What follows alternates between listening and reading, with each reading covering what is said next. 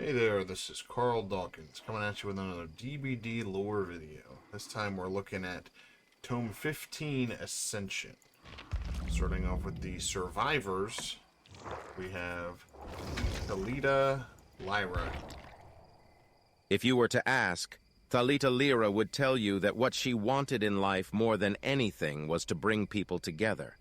Whether it was her father selling out clubs for the latest Foro band he'd signed, or her mother showing off Botafogo, Lapa, and Ipanema to groups of tourists from around the world, Thalita loved seeing people come together to share their passion and form meaningful connections. As a teenager, Thalita found her community through kite fighting. Her uncle Ignacio taught Thalita and her younger brother Renato to settle their petty squabbles through making kites and flying them into each other until someone's string is cut and a winner is decided. Thalita and Renato would spend their summers at Ignacio's beachfront kite shop, working in the mornings and fighting kites in the afternoon. Their antics caught the attention of kids and adults alike, and it wasn't long before Thalita started teaching kite fighting at the shop. Eager to connect with even more people, Thalita would film these fights and post them online. Free publicity, she told her uncle. Little did Thalita know that her kite fighting videos would be her ticket to stardom. Videos that featured her and her commentary would get more hits, with viewers commenting on Thalita's kite-fighting insights and her charm. The videos even caught the eye of a modeling agent. Before she knew it, Thalita was booking photo shoots for print ads and appearing in commercials. She loved the work and knew it wouldn't be long before she could transition to acting. Then she would be capital F famous, like the stars of the telenovelas she watched growing up. Her community would span all of Brazil, and maybe even beyond. But it was not to be. Little by little, modeling took Thalita further from the kite shop. First, she had to give up playing, to let the nicks on her hands heal. Then, she had to spend her days networking, schmoozing, and lining up gigs well in advance. By the time Thalita graduated high school, her agent was eager to get her even more work, which meant even less time at the kite shop. All this hard work and dedication will be worth it, she told herself. Years passed in a flurry. Thalita was burned out and sick of the awkward stares and lingering glances from strangers. Fame, it seemed, was not as glamorous as she thought it would be. Late nights talking with Renato helped her realize what it was she was missing. Connection. Genuine connection with like-minded people. That is how her father and mother drew people to them. And kite fighting was what connected Thalita with others. Within a few short months, Thalita had quit modeling, used her money to open her own shop, with Ignacio's blessing, of course, and brought Renato on as her business partner. Fun Kites Rio became the premier destination for kite-fighting materials, and Thalita's fame helped attract even more people to the hobby. It was a great start, but Thalita, as always, wanted to reach even more people. Fun Kites. Rio's first tournament was a success, drawing hundreds of participants to the outskirts of Rio to watch dozens upon dozens of kites danced in the sky. In between socializing with old and new friends, helping at the concession stands, and even playing a match or two, Thalita found a few moments to cry happy tears by herself. She had done it. This was exactly the community she wanted to create. By the time the sun set and the tournament came to a close, the field was covered in litter. Thalita and Renato stayed behind to clean up. The full moon was high in the sky when Renato noticed something, a strange drone floating over the field. Thalita's mischievous childhood self came roaring back.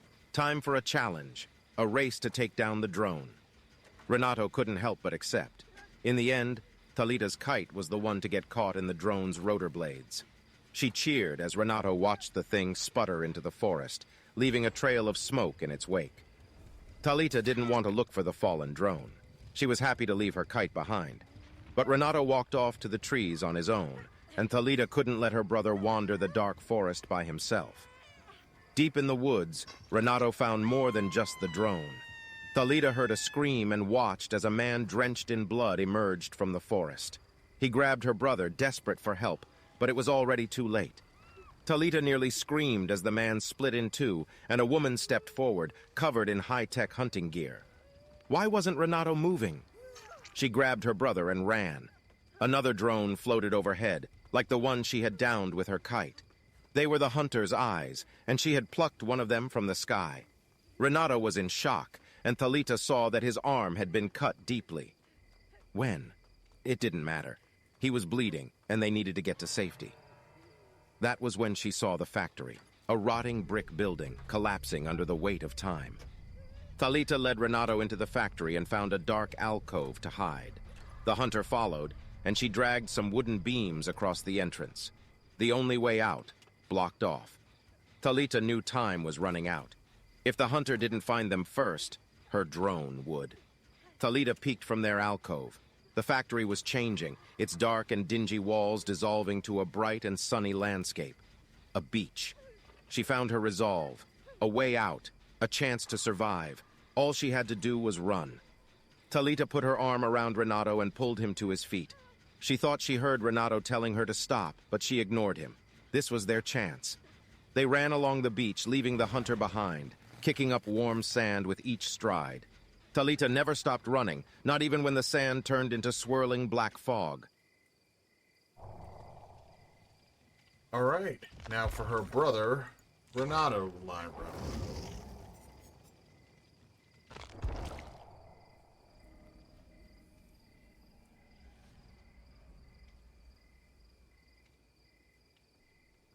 Growing up, Renato acted less like a child and more like a scientist, studying the world and people around him. He would poke classmates in the face or stand too close to them, curious to see their reaction. It was no surprise that young Renato had a hard time making friends. He was often the target of bullies, especially when he started advancing through school. Sitting in classes with kids a year or two older than him and still outperforming them did not ingratiate Renato with his peers. Renato enjoyed two things: solving puzzles and annoying his older sister, Thalita. It was his way of showing his love. Renato saw how easily Thalita won over kids and adults alike and wanted to be like her. So when Thalita started to take an interest in flying kites, Renato did too. His parents knew Renato needed help socializing. When he turned 13, they volunteered Renato to work at Uncle Ignazio's kite shop on the beach during the summer. Thalita was making new friends there. Maybe he would too. Instead, Thalita spent the day telling Renato what to do, which annoyed him more than anything. The bickering got so bad that Uncle Ignazio had to teach them the art of kite fighting to settle their differences. Renato loved it immediately. He enjoyed kite fighting so much, he didn't even mind when he lost. As Ignazio expected, they started to fight less and play more. If only Renato had such luck with other people. Thalita would tell him to stop being so competitive with the kids they were teaching to kite fight. But Renato wouldn't listen. He hated it when anyone told him what to do.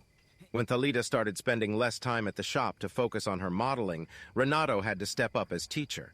More than anything, he would hear how much everyone missed his sister. Renato graduated from high school 2 years early, and his parents suggested he take some time to do charitable work. University, or an early career, could wait. Renato just wanted to be left alone and treated like an adult. Thalita suggested that Renato find a place to play guitar. If he could practice his guitar playing and put himself out there, Thalita promised the family would finally stop telling him what to do all the time. That was music to his ears. Renato decided to volunteer at a local retirement home. First, he played guitar for the residents, then he started helping out in the kitchen. And before he knew it, Renato was learning what it meant to truly care about other people. To make the effort to help others without getting anything in return. For the first time, Renato felt like he had the power to make other people's lives better. This new insight came in handy when Thalita was at a crossroads of her own. She wanted to pursue modeling and acting, but she missed the kite shop more than anything else. Renato didn't do more than listen when Thalita needed someone to talk to, but after many late nights and long chats, Thalita emerged with a new sense of purpose. When Thalita approached him to be a partner in her new venture, a kite-fighting shop called Fun Kites Rio, Renato accepted immediately. Building a business from scratch would be the ultimate puzzle. Renato's analytical mind helped the shop in those early months. He encouraged Thalita to use her fame as a model to help market the shop and booked her into conventions and symposiums across the country to get the word out on Fun Kites Rio. Over time, the shop built up such a following that when Thalita suggested they stage a kite-fighting tournament, it seemed like a no-brainer. The tournament was a flurry of activity. All day, friends and strangers alike would approach Renato and thank him for his hard work. Kite fighting meant something to these people. It made their lives better, and Renato contributed to their overall happiness and well-being. Before he knew it, the tournament was over and the moon was high in the sky.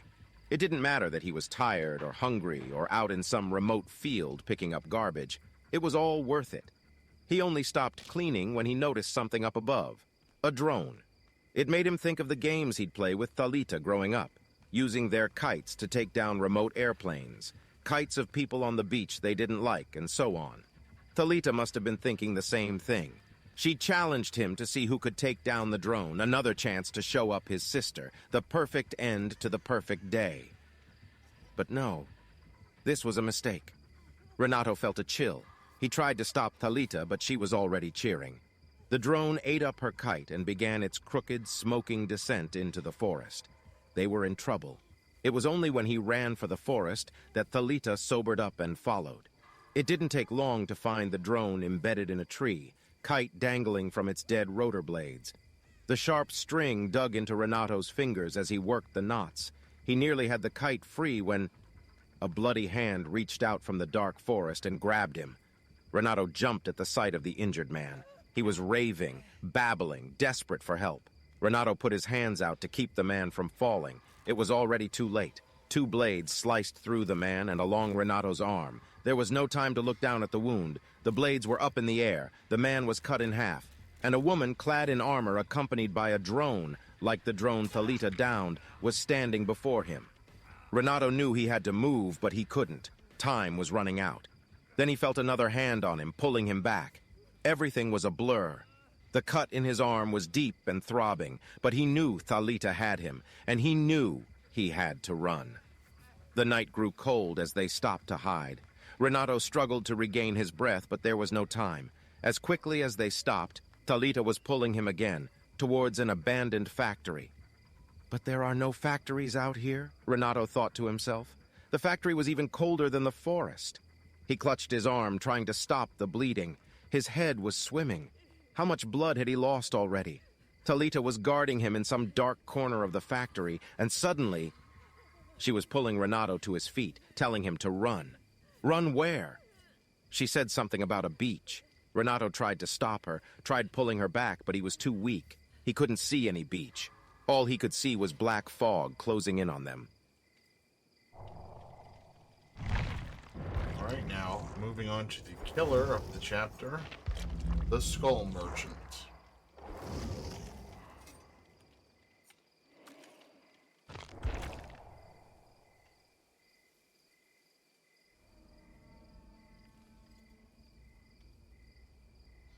The self-made millionaire Adriana Imai came from a humble home in Fortaleza, Brazil. Her father, Seta, moved to Brazil as a young man, hoping to see a side of the world completely different than his hometown in Hokkaido. A talented illustrator, he spent his spare time designing colorful characters and worlds. While sketching patrons of a local jazz club, he was approached by Belinda, the owner, to work on a logo. What began as a business partnership soon became a romantic one, and within a couple of years, Adriana was born. Adriana excelled in all facets of education. A house full of art and music honed a brilliant mind, and her intelligence was only exceeded by her obsessive drive to be the best. While scoring at the top of every class, she was often on the receiving end of disciplinary action due to her overly competitive and sometimes violent nature during schoolyard games. Adriana's mother did her best to keep her on the right track, but her father was increasingly absent as his own obsessive drive ramped up. Adi Valente, a manga about a young girl who saves and protects the weak with her quirky robot companion. Despite working long hours at a canning facility and writing his manga in his spare time, he somehow managed a little time every night to share his wild and highly imaginative illustrations with his daughter. By middle school, Adriana was courted by a fancy private school due to her high performance, and needing money, Seta spoke to publishers about his unpublished manuscripts. He managed to find a small local publisher to carry Adi Valente, but it meant more work than he could handle. He eventually lost his job at the cannery, giving him more time to develop and illustrate his series. Adriana loved the manga. But the family was forced into hard times.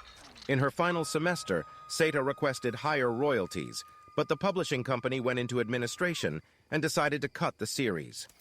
No longer able to afford the school fees, Adriana was pulled out of the elite academy where she was at the top of her class. Belinda was able to negotiate her graduation, but another student was able to take her place at the head of the class. Adriana was furious. On summer break, she learned everything about her rival: where he lived, where he hung out, what he liked to do in his spare time, what he listened to, what he watched, everything.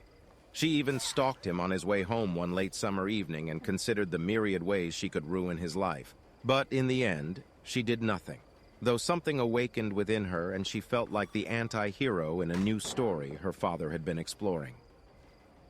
Seta retreated further into himself and began producing this newer, darker manga, inspired by his visions and nightmares. A manga about a woman who hunts and guts the weak in a nightmarish realm with drones made of salvaged skulls and bones.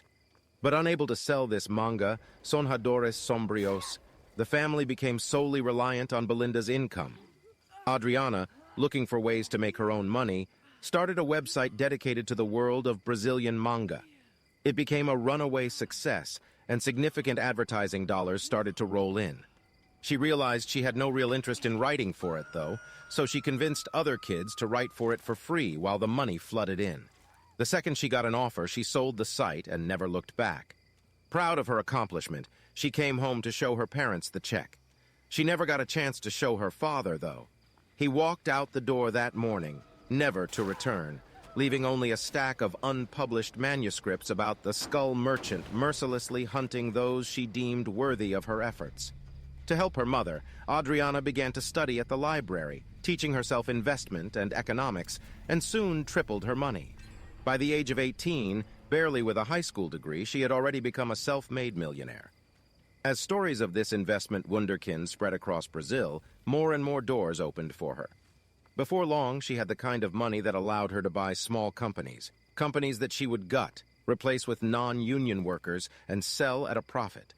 The only breaks she took from her corporate obsession was to pore over her father's manuscripts, trying to understand this chilling world he had created. By her mid-20s, she was regularly flipping companies. While finalizing on a real estate firm, 2 members of the board moved to block the sale, pointing to the trail of hollowed-out husks she left in her wake. Adriana was frustrated.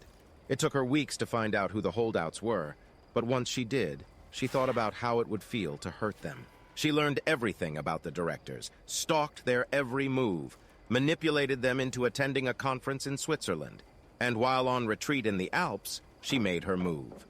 Inspired by the Skull Merchant, and feeling something within demanding expression, she tracked them with a prototype drone and brutally dismembered them with a cruel 2-bladed weapon.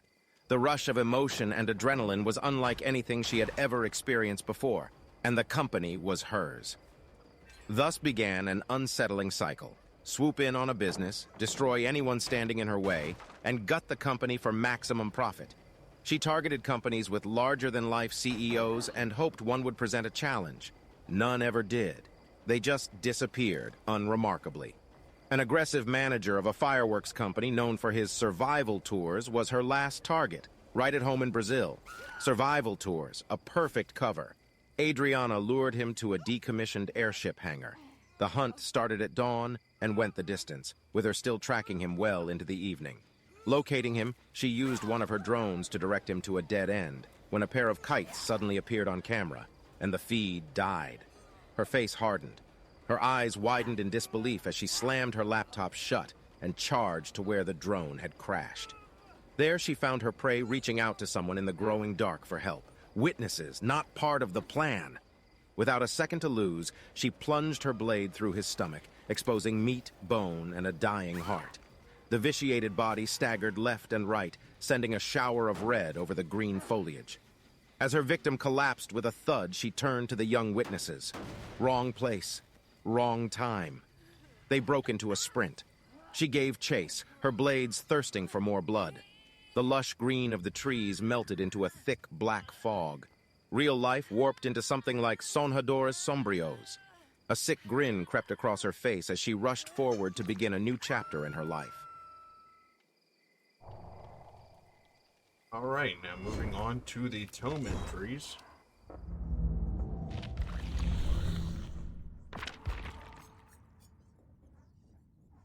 Starting off with Adriana Amani, Memory Fragments.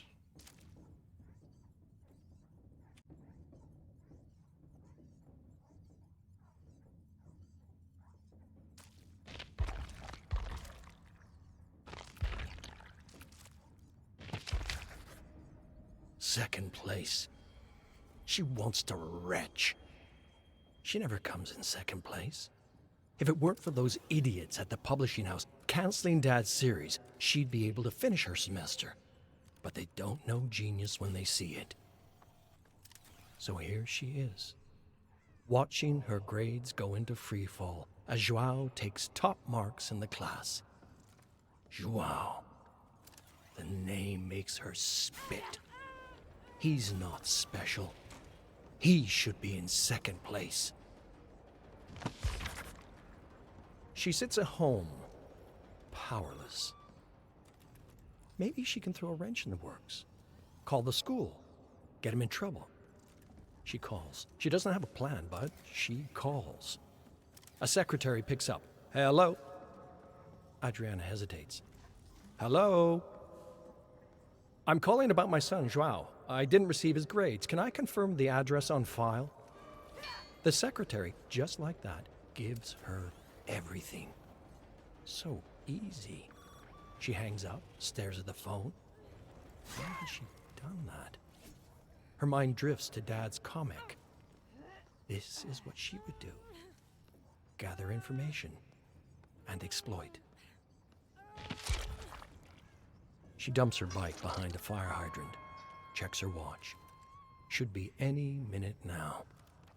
Joao walks out right on cue from his fencing lesson. She writes it down. She knows where he'll be better than even he knows. In an hour, he'll be home playing video games. He'll go to bed at 10. He'll wake up, go to school, stop by his friend's house, bike home, get tutored on math. This has been her entire month, following Joao, learning his schedule, learning everything about him. She still doesn't know why. It felt good to have this power over someone. The power to know that at any time she could disrupt his entire routine, his entire life. She gets on her bike and tails him on his way home. There's an alley he always takes as a shortcut. Not a particularly safe place to be when you're being pursued. But, of course, he doesn't know that he's being pursued. She's being careful. His bike goes over a nail. He flips over the handlebars, scrapes his knees and palms, swears. He sits there, staring at his flat tire, doing nothing. Useless. This is the boy who's taking first place honors in her class. This feckless cretin. She imagines jumping him right now. It would be impossible for anyone to see her. This is where she'd do it. From Dad's manga, she thinks to herself. This is where I'd do it. She pores over the black, scratchy drawings of Soñadores Sombríos. There must be some kind of clue in here. Something she missed. Something that would explain why her father walked out the door that day and never came back. There were no answers. Not to that question, anyway. This comic that her father had worked on every night to the dim light of an old accountant's lamp instead lay out a blueprint. A blueprint on how to live. She loved Arivalente, her father's first manga, but it didn't teach her anything. Not like this. The Skull Merchant has a system. She learns everything she can about her target, stalks their digital and literal footprints until she has a complete profile of their every move. Knows them better than they know themselves. And then she waits until they're completely stuck in their routine, and she shatters it. She chooses only the most elite opponents. Initially, it was to protect the weak, but that pretension faded quickly. Eventually, her only goal is to destroy those who challenge her claim to be the best, takes them out of their element, and destroys them. Scared, alone, and far from home. Adriana sees the parallels. The rich, comfortable executives she deals with daily operate with a sickening detachment, so used to their lives of comfort, convinced of their own invincibility. It won't be easy to crack their armor, but worthwhile endeavors are rarely easy.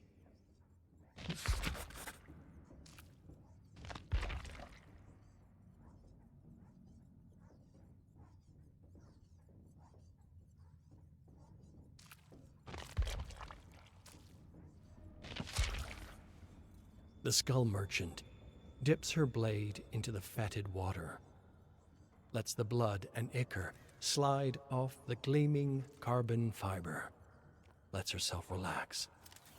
Another job done. She removes her weapon slowly out of the water, taking care not to let any fall on the floor, and hangs it on the wall. Water is a terrible thing to waste. She walks across her tiny Spartan room and plugs a cord from the wall into the nape of her neck. The real world dissolves around her, replaced by the other world. A bright world, a clean, perfect lie.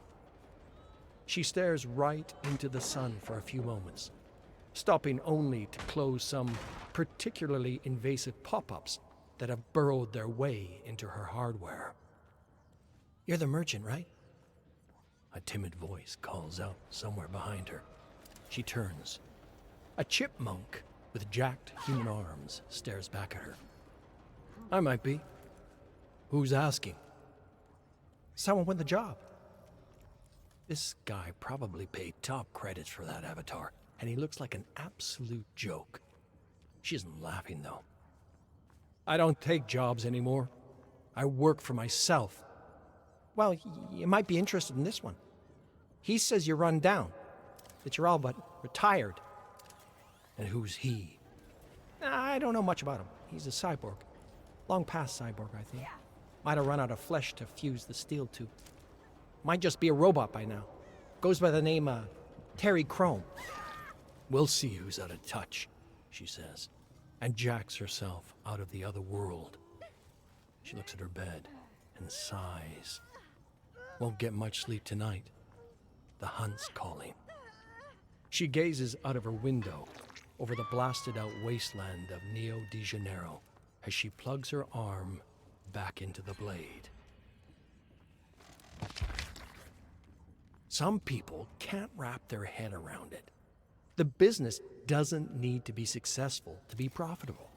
Sure, it helps, especially at the beginning, but she's not in the beginning of company's business. Grab something with decent gross revenue, but ballooning expenses. Slash the budget, cut anyone who isn't keeping the lights on, squeeze some profit out of it, and sell it at a markup to the first idiot who doesn't look under the hood. Lining up a directorial board that sees it the same way, though, not so easy. These cowards foisted on her by the shareholders are too cowardly or lazy or, and she hates these ones the most, ethical to have that killer instinct. The self-righteous ones are the worst. As if it's ethical to do anything less than everything to make the line go up. So long as you're in the black, you're in the right. She yearned to take them out like she had so many of her rivals before. Take them out to the forest and hunt them like dogs. But there's no challenge in that. These are soft, helpless fools. Fish in a barrel. She's like the Skull Merchant. She only hunts apex predators. She'll have to do this the old-fashioned way, through remorseless, bureaucratic maneuvers. Finally, a target worth pursuing. It's been a while since we had a good one, and this is a really, really good one. Former military turned private contractor. Retired from the battlefield to a quiet hobby farm to the northwest. Some say he survived months alone in the forest with nothing but a combat knife. And he's got the one parcel of land that stands between Adriana and the factory she's trying to build. Weeks of talks go nowhere. He doesn't want to sell. Bigger numbers do nothing to change his mind. The board starts talking about selling the land surrounding his, to give up on the factory, to build somewhere else. They might be right, but that doesn't matter. She doesn't lose. She doesn't come in second place. So she goes to meet him herself, face to face. She mentions the offer. He politely refuses again. That's too bad. She hopes his will is up to date. As she leaves, she feels a flush cross her face. She overplayed her hand. A guy like that will be hyper-vigilant now. It won't be easy to extract him, and it sure as hell won't be easy to hunt him. But as her mind wanders to the hunt, the nerves turn into excitement. She'll figure it out. She just needs to learn everything about him. Adriana looks into her new arm-mounted display. Her drone floats 50 stories above the city, at the unfinished penthouse of a new luxury building her company invested in. Through its camera, she sees the soldier awakening from a chemically assisted slumber. She watches as he shakes himself awake, immediately alert and focused. He rushes to the edge of the building and nearly falls. Not like that, old man. Don't make this easy. She watches as he finds his bearings, stalks around the building, getting a feel for its blueprints, finds the combat knife she so kindly left for him to defend himself, and descends the first flight of stairs towards freedom. She knows the layout of this building like the back of her hand. She moves her drones into position. Of course, a soldier like him will have the wherewithal to avoid them, but catching him moving isn't the point. They're there to cut off options, to herd him exactly where she wants him. He'll know that too. That's what makes the game so fun. Two brilliant minds, each playing 6 steps ahead. Odds are, even if he'll never admit it, he lives for this too. She straps her blade to her arm, a gleaming silver edge inspired by her father's manga. One more thing to tie her to him. She remembers him reading to her every night from Adavalente. How singularly focused he was on his craft. It was the thing she admired most about him. She owed it to him to keep his vision intact. More than intact. Alive. If nobody would buy the Skull Merchant story, she would become the Skull Merchant. One way or another, people will know his story.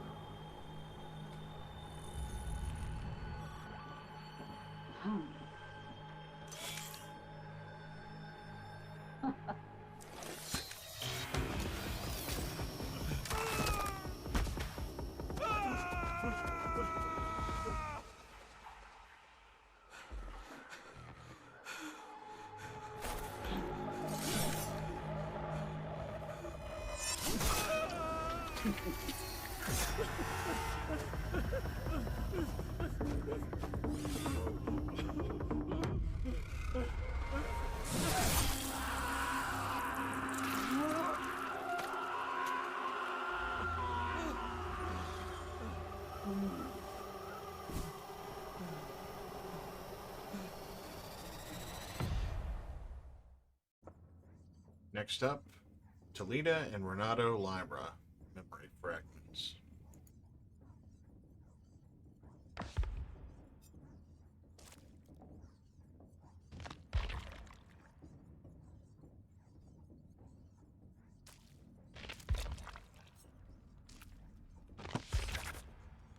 She had never seen anything go so high or fall so far.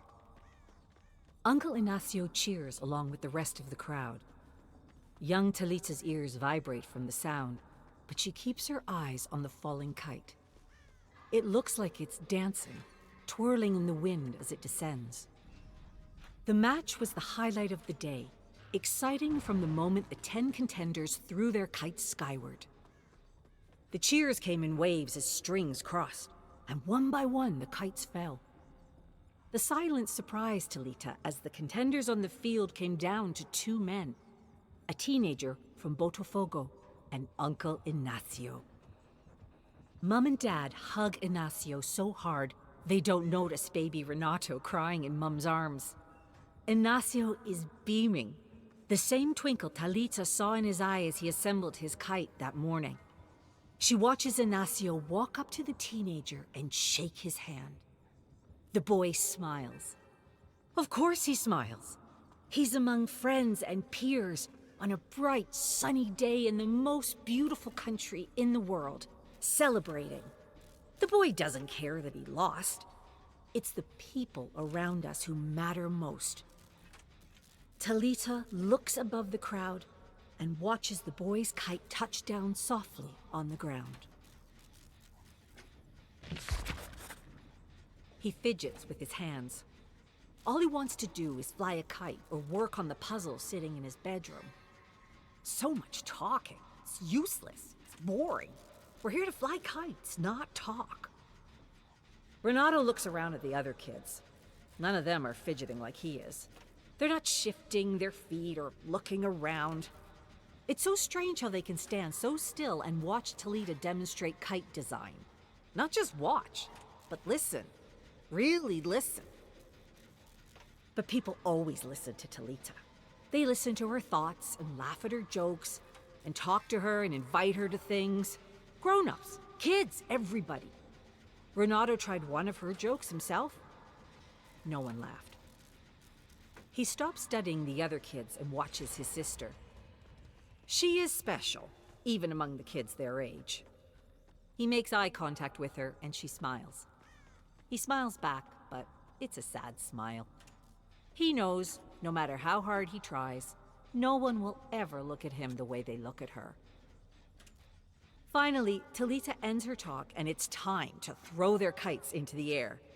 It's a beautiful, sunny day, bright even through his sunglasses.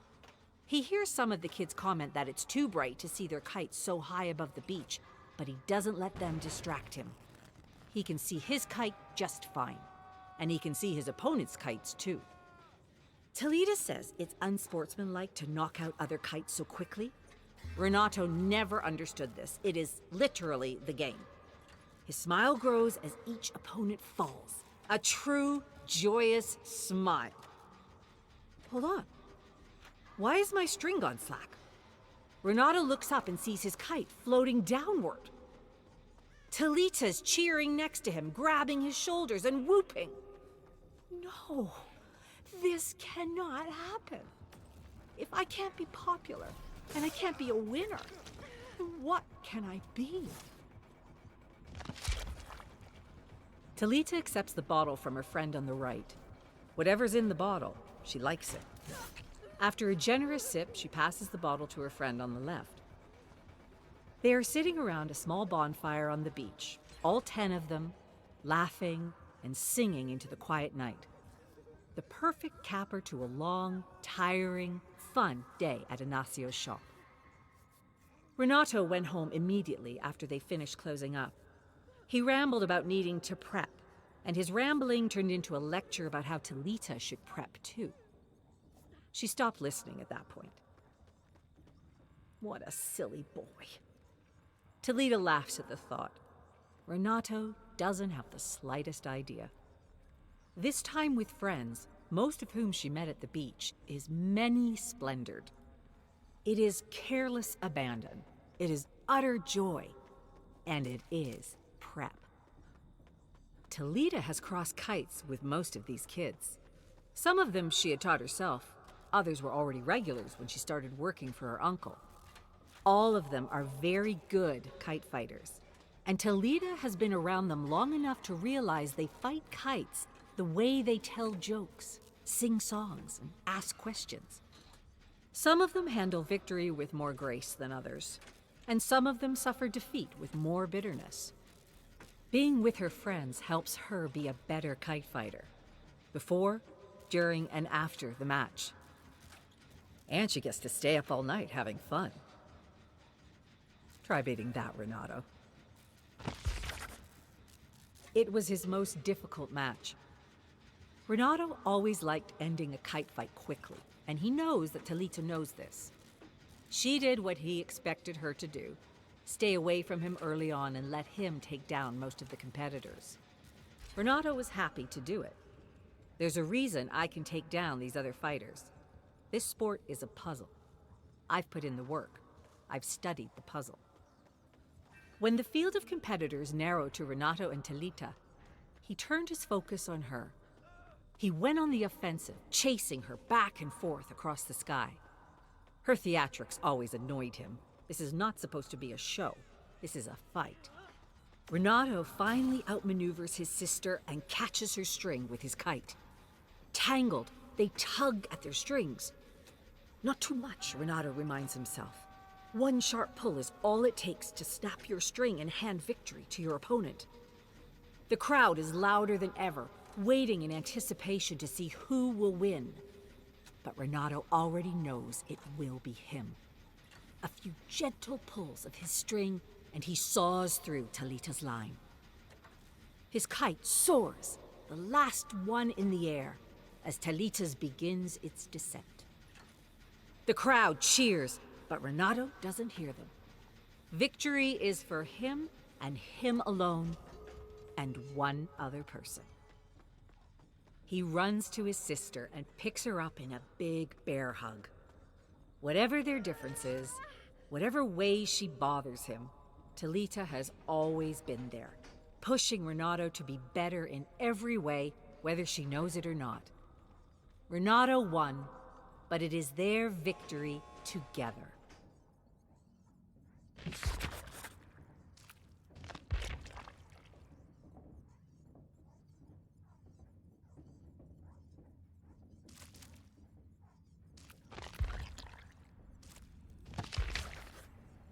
She sits at one of the tables. Her dad says she's too young to sit at the bar, even though at 11 in the morning, the bar is not open. As if she's gonna jump behind the bar and start serving herself cachaça or something. Dad returns from outside, holding the stranger by the shoulder. He looks like a grown-up, but Talita knows that everyone over 20 looks like a grown-up to her.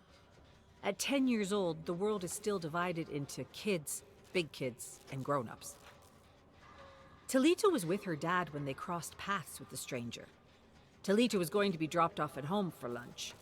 Mom is home for the afternoon, and Dad needs the afternoon with his band. But that plan changed when they found the stranger spray painting the club in the alley. Dad takes the stranger across the club. He's calling out for Angelo, the club owner. He doesn't seem to notice Talita or his band hanging out on the stage for that matter. He wouldn't want me to follow him. He yelled at me to go back in the club when the stranger started cussing outside. She shifts from seat to seat, table to table, closer to Dad, Angelo, and the stranger. They're standing together by the hall to Angelo's office. They have no idea Talita is inching closer and closer. Dad shows Angelo a picture on his phone. She remembers Dad took a picture of the graffiti. Angelo studies the picture, and his usual scowl lightens into a smile. She doesn't hear what he says, but she hears the three of them laughing. By the time she's close enough to eavesdrop, Angelo has taken the stranger down the hall. Dad finally notices Talita. What just happened, Dad? He looks back down the hallway. I think I just got that young artist a job. Renato flicks the switch and the lights crackle and hum. It is still dark outside, and through the window he can hear the waves rolling against the shore. 2 hours. That's how long Renato has until Uncle Ignacio comes to open the kite shop. The floor beneath Renato's sandals crunch as he gathers his supplies. Uncle Ignacio gave up trying to sweep the sand out of the shop years ago. He would say the shop was one with the beach. Talita would complain about it, but she never did anything about it. Today is the day that Renato does something about it. And he wouldn't just stop at sweeping some sand off the floor. The counters need a deep clean, and the windows. Renato is excited to replace the garbage bin with the one he bought last night, the one with the lid that you open with the foot pedal. Once he sweeps the last of the sand out of the shop door, he fills a bucket with soapy water. I've been working at Ignacio's shop for 3 years now. I came into work every day. I did my job well enough to make Ignacio and Talita happy. But I should have stepped up like this long ago. He scrubs the grease stains off the floor, taking the last stubborn grains of sand with them. He remembers what Mauricio told him in his last days of hospice care. Everyone gets to where they're supposed to be, and everyone gets there in their own time. Renato grew to love volunteering at the retirement home. Taking care of others taught him a lot about taking care of himself and the people closest to him. He blinks and realizes the sun is pouring through the open windows. He can hear people laughing along the beach as they put down their towels and open their parasols. Ignacio's at the door, speechless. The shop hasn't looked this clean in years. Wait until Talita sees it.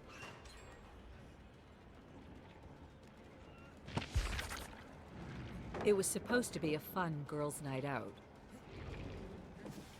Talita walks back to the table with a tray of shots and realizes Luisa, Dolores, and Beatrice aren't there.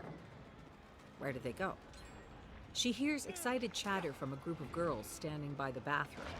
They're not waiting in line.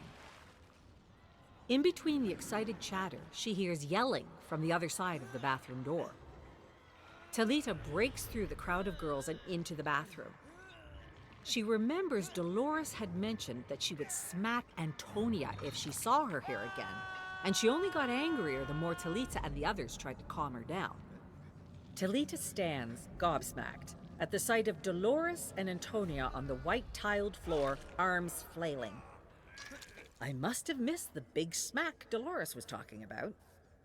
Luisa and Beatrice are against the wall, yelling for them to stop. Someone creeps out of a stall and steps around the fight, leaving without even washing her hands. Talita is scared and excited. Let's see if I remember what Mom taught me. Antonia is on top, swinging her arms down, ignoring Dolores' cries of "Stop! Get off! And leave me alone!" Talita dives in, brings her arms around Antonia, and rolls her away from Dolores, pinning her on the ground. Antonia tries to push Talita off her, but Talita comes down, putting her weight on Antonia. She curls her arms and legs around Antonia's. Try taking a swing at me now, Antonia. But she can't. They are interlocked on the floor, almost frozen in place. Antonia can't hurt Talita, and Talita can't hurt Antonia. But the point isn't to win the fight by hurting anyone. The point is to win the fight by stopping it. Mom wanted me to be able to handle myself without getting arrested. Talita tries to speak without compromising her position. She shouts to be heard over Antonia's obscenities. "Get a bouncer in here, now!" Beatrice runs out of the bathroom. Dolores watches, stunned, amazed. "Is that jiu-jitsu?"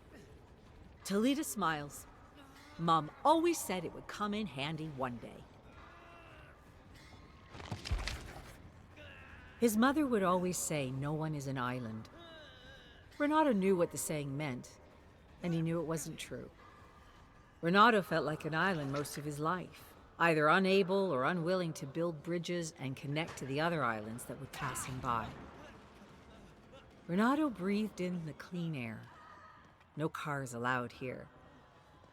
If I really were an island, I'd want to be Isla de Paqueta. His family had brought him out here when he was a teenager for Festa de São Roque. His family loved it. Everyone loved it. He hated it. Too crowded, too loud, and the fireworks. Renato couldn't understand how anyone could enjoy fireworks. But Renato isn't a teenager anymore, and today isn't Festa de São Roque. The island is quiet and peaceful. The sun is shining, and the breeze is cool. His feet ache from hiking the island, but he doesn't mind. There is peace to be had on Paqueta that is unlike anywhere else. Renato drifts into a lush park and sits on a bench. His fingers twitch. He doesn't have his guitar with him or any puzzles. His phone battery died long ago. He relaxes his hands and tries to enjoy the stillness. An older couple walk past him, towards the trees, and roll out a blanket on the grass. Renato watches them as they eat and drink, laugh, and kiss. He wonders if they are from Rio or Brazil. He wonders if they have kids and are enjoying a stolen moment away from family. They look happy. Renato tries to picture himself sitting on that blanket, having a picnic with... who? It's hard to imagine anyone would want that sort of life with him. I'm happy to be an island, I think. I've got a long life ahead of me. I may change my mind. The breeze picks up again, and he closes his eyes, taking it in.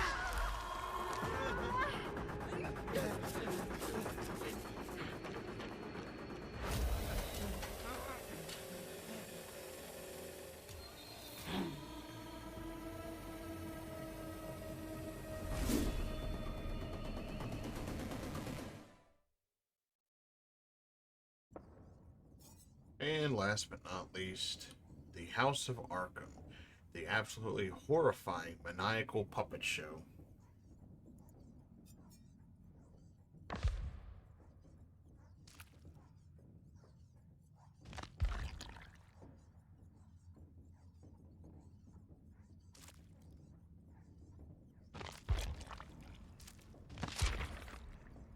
Saga of the Red Crane, Through the Garden of Doom, 1.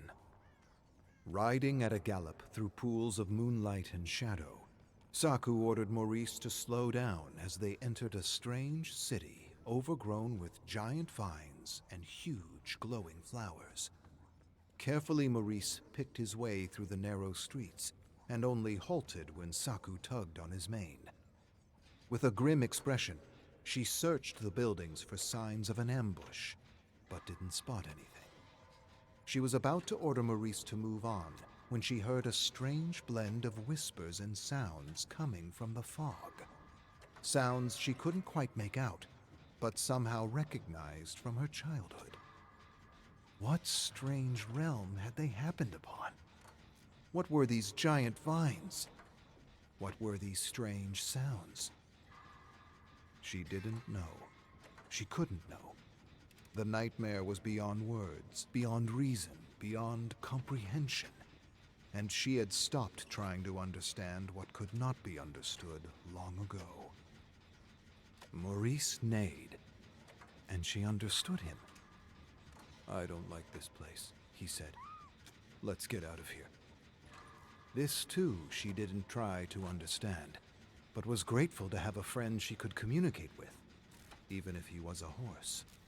Saku nodded and pointed to a mountain range just beyond the city realm.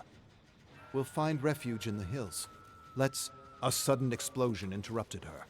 bulbous flowers suddenly burst into clouds of shimmering mist as a massive vine struck her so hard her teeth rattled. Then, from the shadows, another smashing, thundering vine thrust her off Maurice.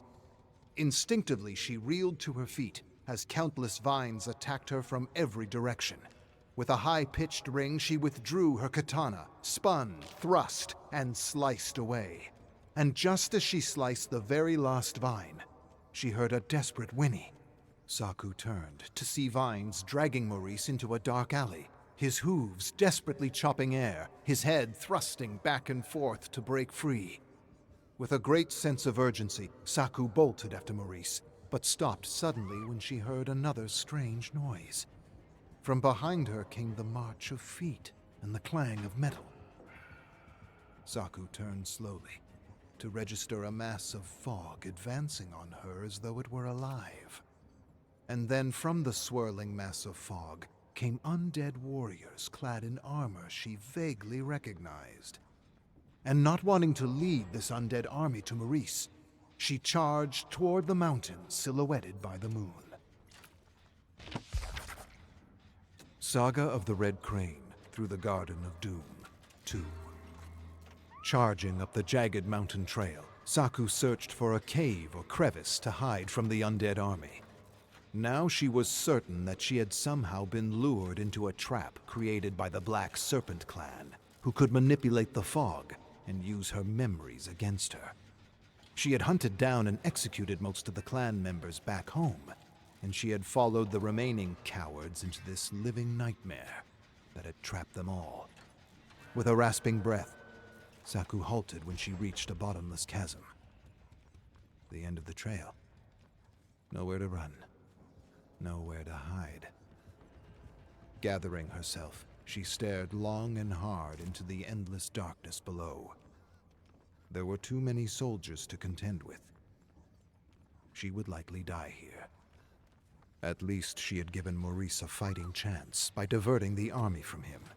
She hoped he had found a way out of his entanglement, and that he would continue to hunt down the Black Serpents in her absence.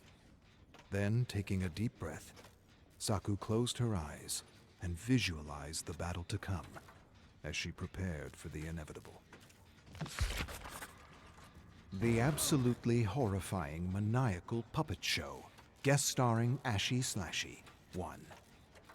Mahan led his young niece Haley and her stepbrother Jaden and their friend Brock through the thickening fog. Cautiously, he tracked the lost members of their ragtag multiverse squad that had split up after a deadly encounter with a giant wooden puppet. The puppet had chased them through a junkyard with an eerie laugh he couldn't get out of his head, like an advert jingle. He didn't know if the rest of his squad was dead or alive, but he somehow sensed they were hiding out there in the endless darkness. The laugh came again, bouncing and scraping through his head. He shuddered and felt his skin prickle up his back. He didn't think things could get any weirder in this world made of dark imagination and living nightmares. And if he didn't see another puppet, another evil puppet for the rest of his life, he would die a happy man.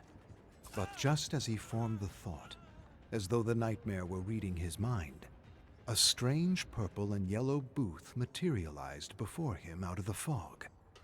Mahan cursed to himself for thinking about creepy puppets as he raised a cautioning hand and read a sign that formed huge white letters. The absolutely horrifying maniacal puppet show. Puppets. Bloody puppets. He tried to suppress his thoughts and signaled with his hand to maneuver around the booth when a sudden maniacal laugh startled him. With thunderous applause that seemed to come from the fog, a spotlight found a shadowy figure emerging from the curtains. Hold on there, meat puppets. The show's just begun. The absolutely horrifying maniacal puppet show, guest starring Ashy Slashy, 2. Mahan turned to see a small puppet with a tuft of fuzzy black hair, black malicious button eyes, and a chainsaw for an arm. The puppet introduced himself as Ashy Slashy, the greatest puppet ever. Have any of you seen my namesake? Ashy Slashy asked. He looks like me, but much, much dumber. He's got to destroy something for me. No big deal. No one answered. There was a strange, tense silence. Then Ashy released a maniacal laugh, stopped suddenly, then laughed again, and stopped awkwardly. Brock and Jaden looked at each other and chuckled as Ashy fixed his bulging black eyes on Haley. Ready to play, doll? Haley scrunched her face. What does he mean? And don't call me doll. Okay, Toots. I'll show you what I mean. Suddenly the ground shook, and fog swirled and thickened to engulf the squad. Cheers and applause rose to a crescendo, then stopped all at once, leaving them in complete darkness and silence. When the fog dissipated, they found themselves inside an abandoned asylum made from cardboard, construction paper, and duct tape. Mahan stared at Haley, Jaden, and Brock with wide eyes. He couldn't believe what was happening, what he was seeing. They had shrunk, and they were puppets. Then he looked to his own puppet hand and sighed deeply, accepting he was now a puppet and not even beginning to try to understand what could not be understood. Before he could mutter a word, the sudden buzz of a chainsaw filled the asylum, followed by a cackle and a disturbing yell. Ready or not, here I come, starting with you, sweet cheeks, and you know exactly who I'm talking about.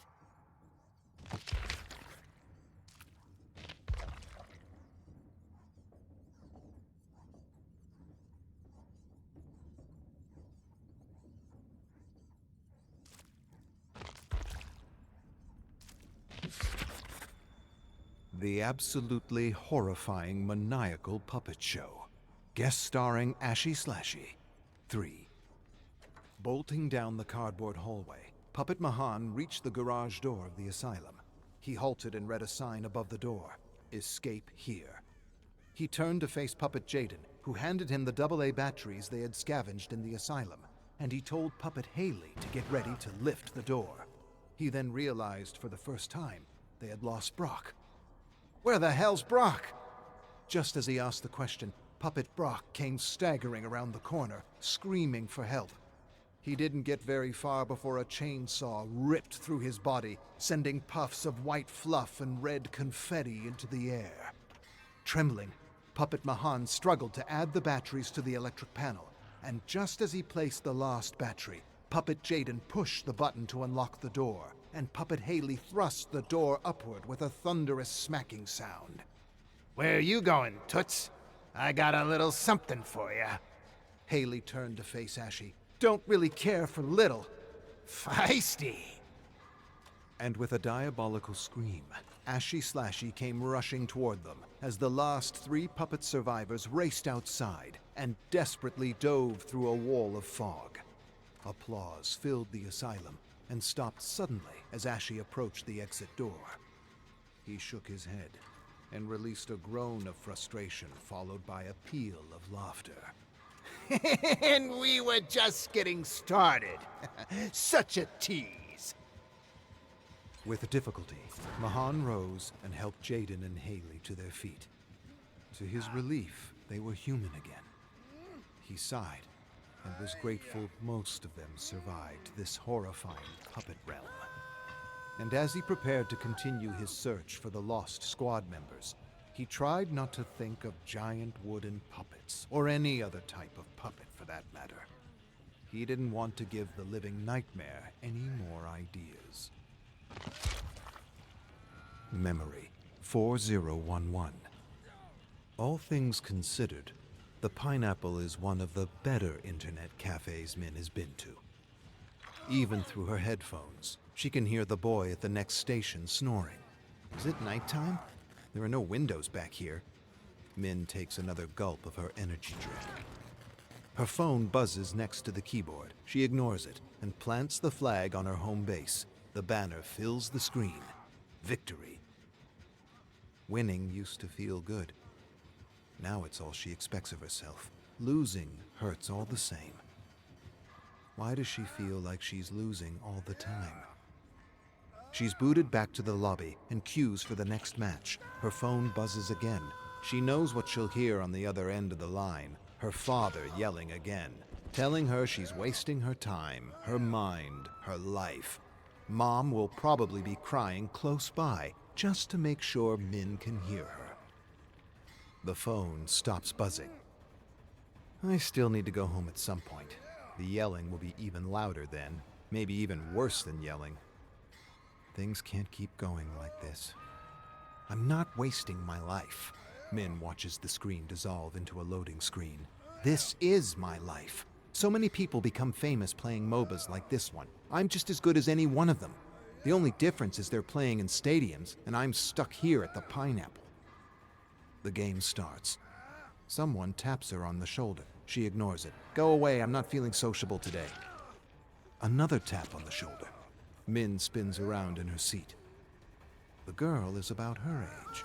Cool hoodie, new clean sneakers. She's looking right at Min. Your username is Shining Lion, isn't it? We should talk.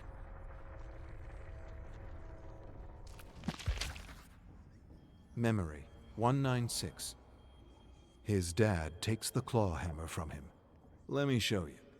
He flips it around so the business end is facing him, slides the claw under the nail, and rocks it back and forth.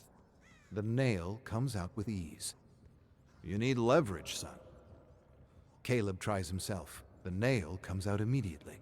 He turns to his dad and grins, and his dad nods back at him. What's this thing for, anyway? Catching critters in the garden? Caleb's father winces. All the nails seem a little cruel. Well, I don't want him to get away. Just remember this. When you're making something, simple is best. Imagine removing parts from it. If it would still work just as well, you didn't need that part in the first place. But where's the fun in that? Arcus 1278. I received another strange note on my door about the sweet darkness. This one wasn't signed Zed or Zezel or Zezeltrix. This one was signed Lady Trix. I don't know what to think about all this bizarre excitement and this obvious attempt to lure me away from the tower. I'm adding the note to my Mad Designer collection, as I'm quite certain they are one and the same.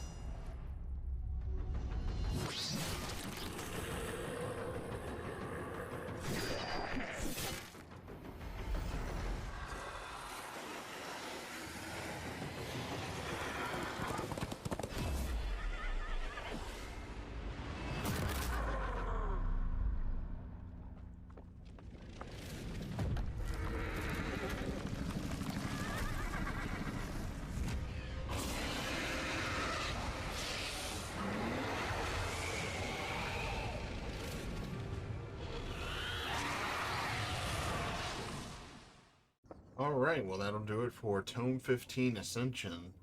As of right now, there is no Tome 16, so I guess we'll have to wait and see what that will be. I imagine it'll probably be Gabe in the Singularity, but I guess we'll wait and see. Until then, this is Carl Dawkins. Thank you all for watching. Hopefully you've enjoyed the DBD lore videos up to this point, and I'll see you next time. Take it easy.